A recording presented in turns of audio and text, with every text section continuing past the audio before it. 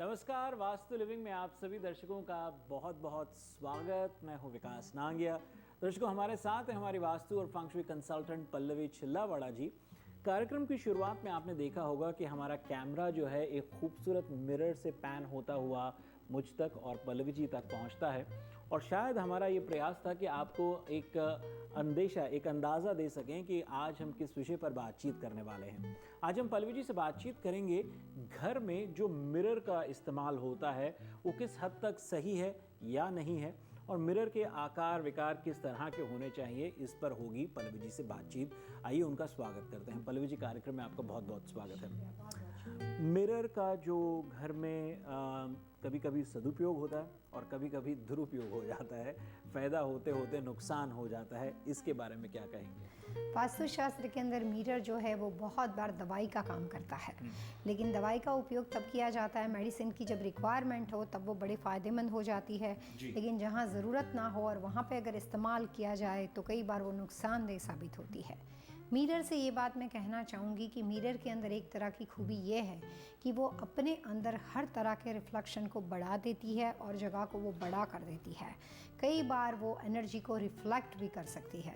इसीलिए घर के अंदर, अपने डेकोरेशन के अंदर, घर के मास्टर बेडरूम के अंदर, किचन एरिया में, स्टडी रूम में, जहाँ कहीं आप पहले मिरर को लगाने की कोशिश करते हो, सबसे पहले वास्तु के नियमों को ध्यान में रखने की कोशिश करें और जानने की कोशिश करें कि घर में लगाया हुआ मिरर कहीं आपको नेगेटिव इफ़ेक्ट या कोई भी तरह के नुकसान की ओर संकेत ना करता हो। एक्सीडेंट के लिए, फाइनेंशियली लॉस के लिए और हेल्थ समस्या के लिए बहुत बार मिरर का गलत दिशा में उपयोग होना पाया जाता है। जी, मैं शुरुआत पल्लवी जी करता हूं कि घर के एंट्रेंस डोर से मैंने कई बार ऐसा देखा कि जैसे ही मुख्य द्वार खुलता है, ठीक सामने अगर फॉयर एरिया के सामने कोई दीवार पड़ती है तो लोग बाग जो है एक मिरर का इस्तेमाल करते हैं, और अंदाज़ा यही और मुख्य उद्देश्य उस मिरर को लगाने का यही होता है कि जब आप घर से एग्ज़िट ले रहे हैं, एंट्री एग्ज़िट, घर से बाहर निकल रहे हैं या घर के अंदर आ रहे हैं, तो पहले मिरर में देखते हैं अपने आप को कि आप कैसे लग रहे हैं। लोगों के एक दिमाग में एक बात बैठी हुई है कि निकलते वक्त शीशे में अपने आप को आखिरी बार निहार के निकलें। तो एंट्रेंस डोर के ठीक सामने जब इस तरह मिरर होता है, वो सही है या नहीं है? बहुत अच्छा सवाल पूछा आपने। वास्तुशास्त्र के अनुसार ज़्यादातर फॉयर एरिया के अंदर मिरर को लगाने का एक बेसिक कॉन्सेप्ट चलता है। लोगों को लगता है कि जैसे यूएस के अंदर तो ये कॉन्सेप्ट बहुत ज़्यादा है कि जैसे ही दरवाजे में आप दाखिल हुए, फॉयर एरिया के अंदर बड़ा सा सुंदर सा एक मिरर होगा।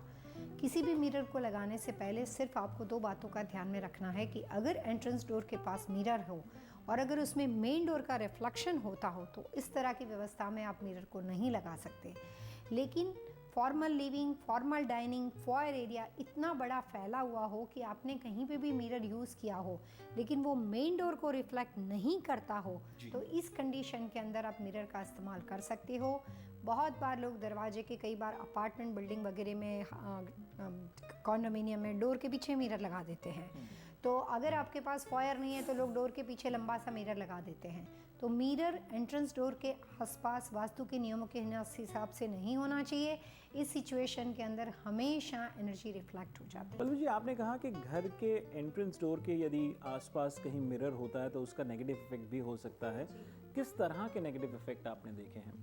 अगर वो घर के फॉयर एरिया के अंदर एंट्रेंस डोर के आसपास है तो वो घर एनर्जी लेस रहता है। उसका सबसे पहला इफेक्ट घर के ऑनर को ये होता है कि वहाँ पे कोई भी चीज़ एक जैसी नहीं चलती, वहाँ पे बहुत ज़्यादा अप एंड डाउन लगेंगे।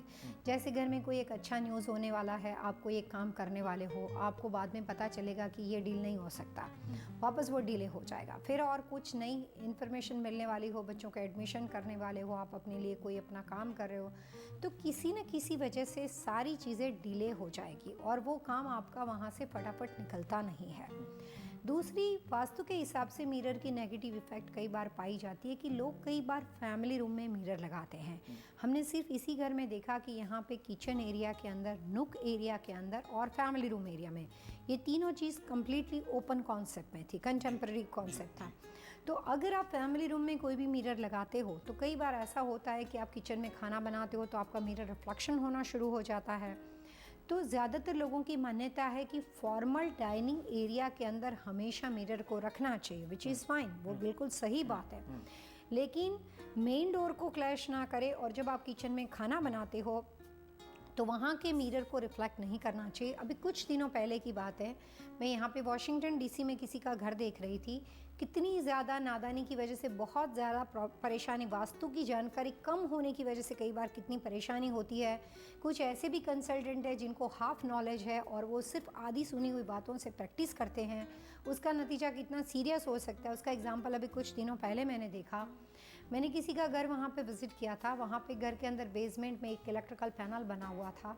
उन्होंने आसपास के लोकेशन में किसी हाफ नॉलेज में, रिश्तेदारी में किसी की सुनी सुनाई बातों से उन्होंने वास्तु अप्लाई करने की कोशिश की और इलेक्ट्रिकल पैनल के बराबर सामने उन्होंने एक मिरर हैंग कर दिया। उनका मानना ये था कि ये मिरर, इलेक्ट्रिकल पैनल थी जो घर की, वो गलत दिशा में थी, विच इज़ ट्रू कि वो गलत दिशा में थी। और उसकी एनर्जी को रिफ्लेक्ट करने के लिए उन्होंने इलेक्ट्रिकल पैनल के सामने बराबर इस तरह से मिरर को लगा दिया। अब वहाँ पे मिरर कुछ लग सके ऐसा नहीं था, तो एक लकड़ी की फ्रेम बनाई गई, उसमें पूरा मिरर लगाया गया, दोनों के बीच में बिल्कुल डिस्टेंस नहीं, और सामने उसको लगा दिया। उसके बाद वो चेंजेस के बाद इतना बड़ा लॉस हो गया कि वो फाइनेंशियली 100% लॉस में चले गए और ऐसी हालत हो गई कि घर को आगे बढ़ाने में भी परेशानी हो गई और सब कुछ ऑलरेडी लॉस कर चुके थे। तो उन्होंने ट्राई किया कि मेरे को अब ये देखना है कि ये घर में है क्या, ऐसी क्या बात है कि मैं सक्सेसफुल होने के बावजूद इतना नेगेटिव और इतने घाटे में चला गया, इतना डेट सर पे चढ़ गया। बड़ा होनहार आदमी है, सेल्फ कॉन्फिडेंस बड़ा पावरफुल था, लेकिन इस सिचुएशन ने उसको ब्रोक कर दिया है। उस कंडीशन में वो मेरे को मिले जब इनके पास अभी फ़िलहाल कंडीशन उनकी बहुत बेसिकली वीक है। लेकिन मेजर वास्तुदोष वहाँ से शुरू होता है कि इलेक्ट्रिकल पैनल की इस सिचुएशन के बाद मैंने उनके साथ घर में देखने के बाद एक एक बातें शुरू की। और सबसे पहला सवाल ये पूछा कि लॉस कौन से साल से शुरू हुआ। उन्होंने बताया 2004 से। और दूसरा सवाल ये पूछा कि दूसरी बातें करते हुए मैंने सिंपल सा सवाल पूछा कि ये पैनल और ये सब चीज़ आपने कब लगाई। उन्होंने कहा बहुत टाइम पहले घर में एक ऐसे जान पहचान में आए थे और उन्होंने कहा कि मेरे को सब वास्तु का नॉलेज है, ब्ला ब्ला, और मेरे को पता है आपका इलेक्ट्रिकल पैनल गलत है, आप अभी का अभी यहाँ पे मिरर लगा दो। उन्होंने कहा ठीक है। उसके बाद भी उन्होंने कुछ नहीं किया। वापस उन्होंने 2 दिन के बाद कॉल किया कि अरे मैंने आपको कहा, आप मेरी बात नहीं सुनते, आपको लगा देना चाहिए था। उस आदमी ने 1 वीक के बाद लगा दिया। 2004 के अंदर जो इनकी ये शुरुआत हुई, जो नेगेटिविटी की, उन्होंने मिरर लगाया, उसके करीबन 8 to 9 मंथ तक सब कुछ बराबर रहा। उसके बाद थोड़ी थोड़ी शुरुआत हुई, बट उन्होंने सीरियसली उसको लिया नहीं।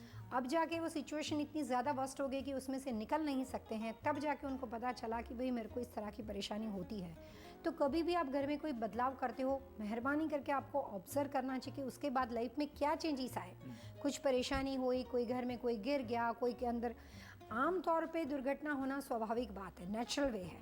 लेकिन लगातार कंटिन्यूस किसी चेंजेस के बाद एक के बाद कंटिन्यूस चीज़ को होना, वो कई बार सोचने वाली बात है कि अगर वो पॉजिटिव है तो अच्छे चेंजेस थे, नेगेटिव होने के बाद शुरू हो जाए तो गलत चेंजेस थे, अपने आप प्रूव हो जाता है। दर्शकों, पल्लवी जी के साथ आज हम मिरर एंड वास्तु विषय पर बातचीत कर रहे हैं। हम समझने का प्रयास कर रहे हैं कि घर में मिरर कहाँ होना चाहिए, कहाँ नहीं होना चाहिए। कभी कभी जैसा कि मैंने शुरुआत में कहा कि फ़ायदा होते होते नुकसान हो जाता है, सदुपयोग होते होते दुरुपयोग हो जाता है, उसको बेहतर समझने का प्रयास कर रहे हैं। उनसे इस विषय पर बातचीत जारी रहेगी, लेकिन एक छोटे से ब्रेक के बाद आप जाएगा नहीं, देखते रहिए वास्तु लविंग।